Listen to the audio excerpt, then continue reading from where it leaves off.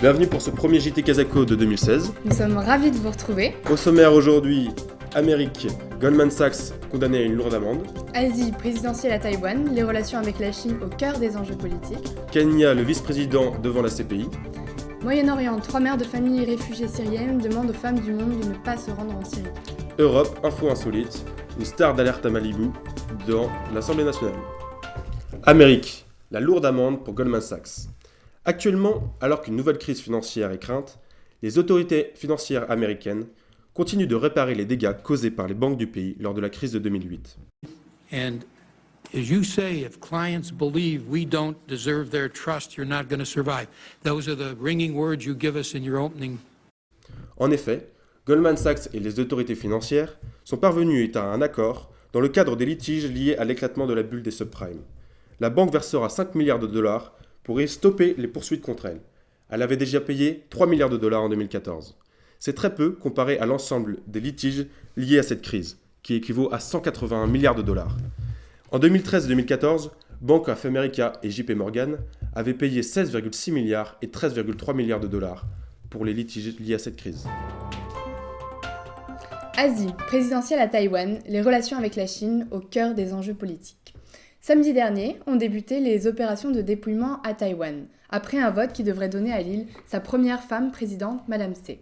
Elle est la dirigeante de la principale formation d'opposition, le Parti démocratique progressiste, très méfiant envers la Chine.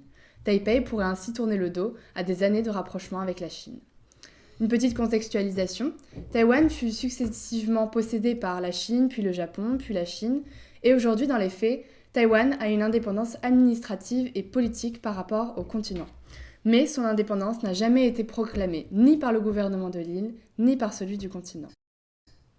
Pourtant, lorsque l'on y regarde de plus près, les sondages montrent 59% des Taïwanais se décrivent aujourd'hui comme Taïwanais contre 48% en 2008. Et moins de 4% des Taïwanais se considèrent comme Chinois.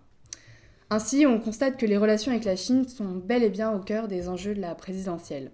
À ce titre, la Chine a d'ores et déjà averti qu'elle ne traiterait pas avec un dirigeant qui ne reconnaîtrait pas que Taïwan fait partie d'une seule Chine.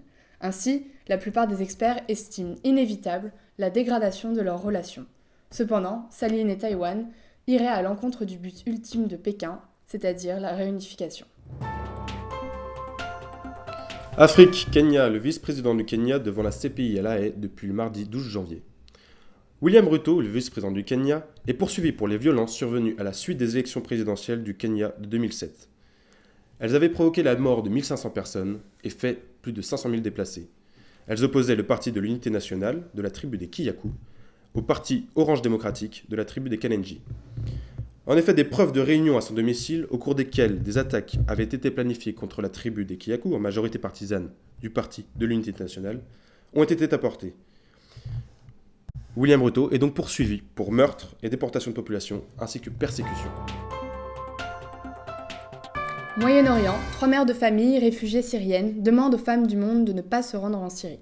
Dans une vidéo réalisée par la police britannique en partenariat avec une ONG, 3 réfugiées syriennes, mères de famille, témoignent pour dissuader les femmes de partir en Syrie avec leurs enfants.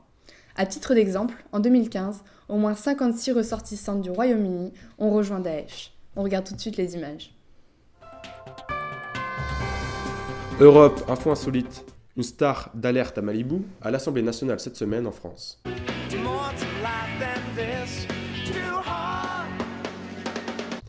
En effet, Pamela Anderson viendra soutenir la proposition de loi de la députée écolo du Val-de-Marne, Laurence Abeille, contre le gavage d'oies et de canards. Cette invitation a été permise grâce à la Fondation Bardot. Elle avait déjà été reçue au Kremlin au mois de décembre pour lutter contre la chasse à la baleine. Merci de nous avoir suivis pour ce nouveau JT. Et pour toujours plus d'enquêtes, n'hésitez pas à vous abonner à notre chaîne YouTube. Abonne-toi, frère. À très vite.